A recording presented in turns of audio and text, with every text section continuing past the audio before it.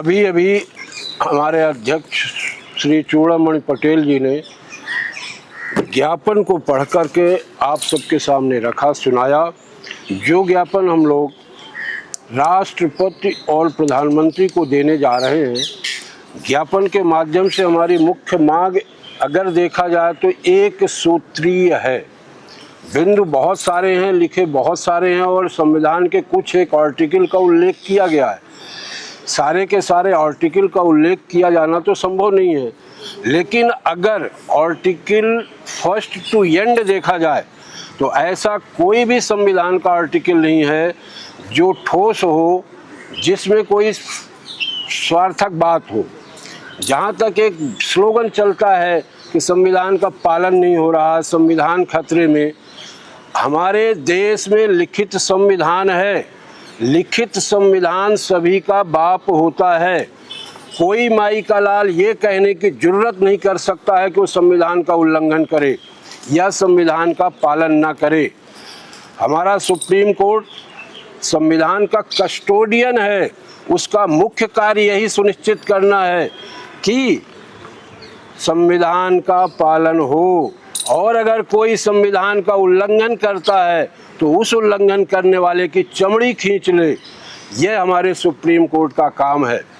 हम एडवोकेट हैं, हमारा क्या काम है? हमारा भी यही काम है कि अगर कोई संविधान का उल्लंघन कर रहा, कहीं संविधान का पालन नहीं हो रहा, तो हम उसको सुप्रीम कोर्ट के सामने रखें और सुप्रीम कोर्ट को ये बताएं कि देखिए यहाँ पर संविधान का उल्लंघन हो रहा है, यहाँ संविधान का पालन नहीं हो रहा है।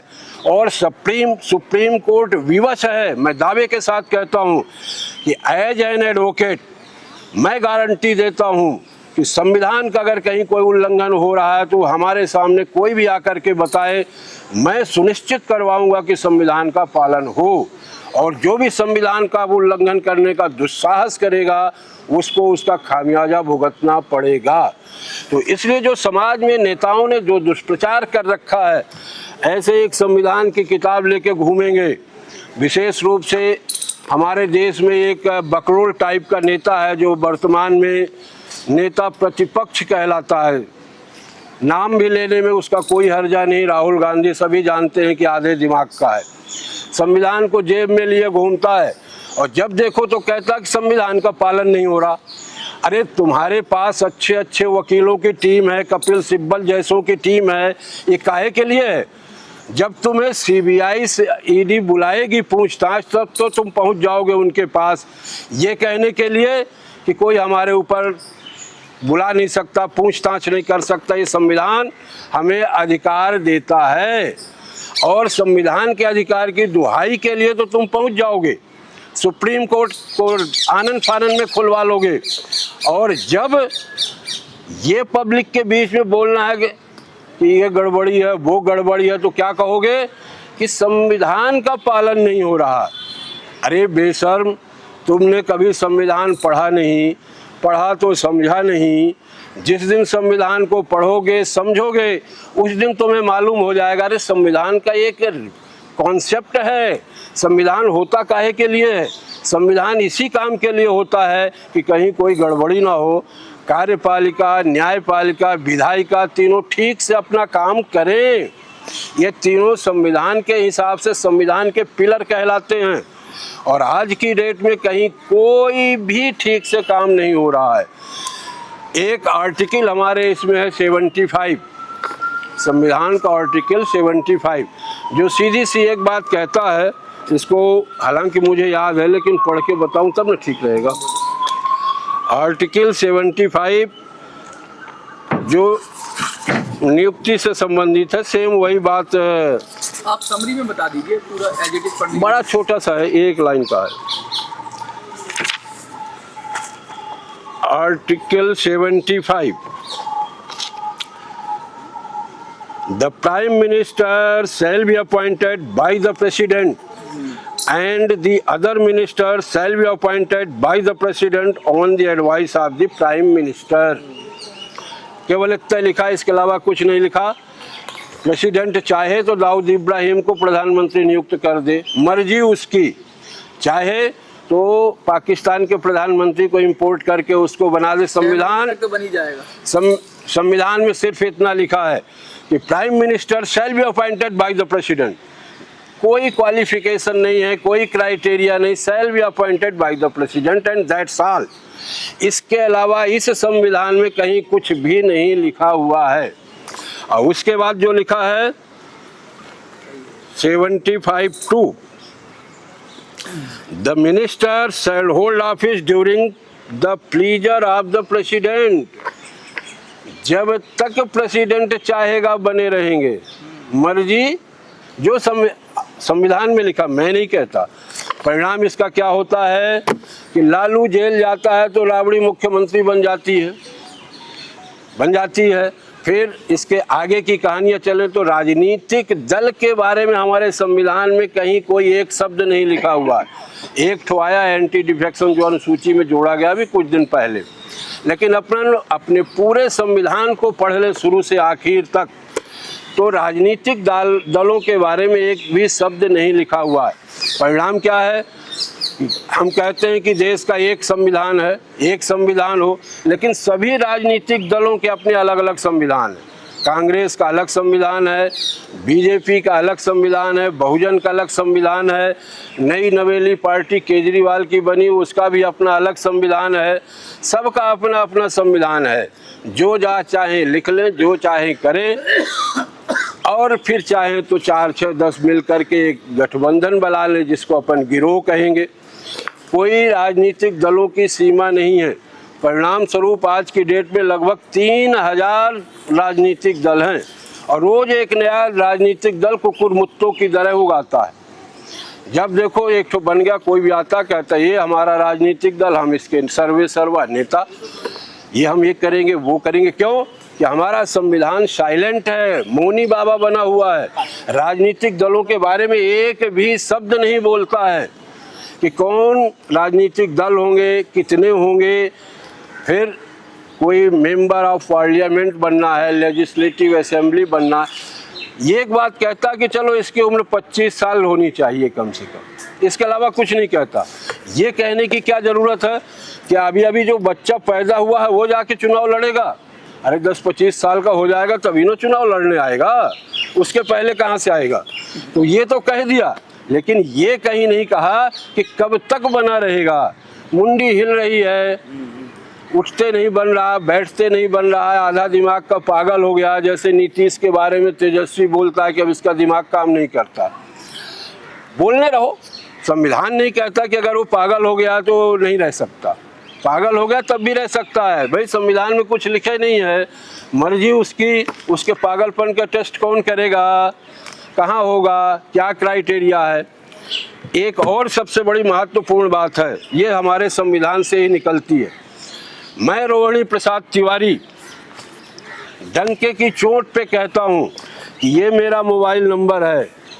जिस किसी को टेप करना हो करे, जिस किसी को जितनी भी CBI, ED या जांच एजेंसी से जासूसी कराना है कराए। मेरा घर जबलपुर में है, पता अभी बता देता हूँ, J103 आनंद नगर आधारताल। एक घर है मेरा गांव में, ग्राम भदवा, तहसील अमरपाटन, जिला मैहर, मध्य प्रदेश। हमारे दोनों घरों में जब चाहे हम सो रहे हैं तब भी, हम बेडरूम में हैं तब भी, बेधड़क आए कर ले जांच जिसको जितनी करनी हो। कोई रुकावट नहीं है, कोई खतरा नहीं है। क्यों? कि हमारे कमरों में, हमारे घरों में कोई भी बोरों में नोट नहीं रखी है और ना ही कोई यहाँ बोरों में नोट देता है। बोरों में जिनके पास नोट होती है वो कपिल सिब्बल जैसों के पास जाते हैं। हमारे पास तो वो बेचारे गांव परिवेश के सामान्य लोग आते हैं जो हमारी फीस देने में 4 बार आनाकानी करते हैं, गिड़गिड़ाते हैं कि वकील साहब कम ले लीजिए। इतनी हमारी हैसियत औकात नहीं है। जहाँ बेहिसाब पैसा है। अब एक और सबसे बड़ी बात, चूतियापा भी जैसे जैसे सुप्रीम कोर्ट ने थोड़ी सी शर्म आई, सुप्रीम कोर्ट कॉलेजियम को जब ये जले नोट मिले तो नंचू का थोड़ी सी शर्म आई, कहने सुप्रीम कोर्ट के जज प्रॉपर्टी डिक्लेयर करेंगे। इससे क्या होगा? ये प्रॉपर्टी डिक्लेयर करना, इससे बड़ी बेवकूफ़ी की बात क्या हो सकती है? हम कहते हैं कि हमारे पास 1 करोड़ रुपए है, ये हमारी मर्जी, अब हमने कह दिया तो मेरे हो गए। अरे उस सोर्स का पता लगाओ। हमने कहा 1 करोड़ रुपए मेरे पास हैं, तो वो 1 करोड़ आए कहाँ से, कैसे आए, किसने दिए, किस काम के लिए दिए? हमारे कह देने से कि हमारे पास 10 करोड़ की प्रॉपर्टी है, 1 अरब की प्रॉपर्टी है, तो वो नंबर 1 की हो गई। यह इससे बड़ी बेवकूफ़ी की बात और कोई दूसरी हो ही नहीं सकती। तो हमारे देश का, कंक्लूड करता हूँ, एक 2 मिनट। हमारे देश का संविधान, चूँकि मैंने संविधान को विद्यार्थी जीवन से लेके अभी तक पढ़ा है और आज भी पढ़ने का अवसर मिलता रहता है। इलाहाबाद विश्वविद्यालय से मैंने लॉ की डिग्री हासिल की है। हमें हमारे अध्यापक के द्वारा हमें संविधान ठीक से पढ़ाया गया है।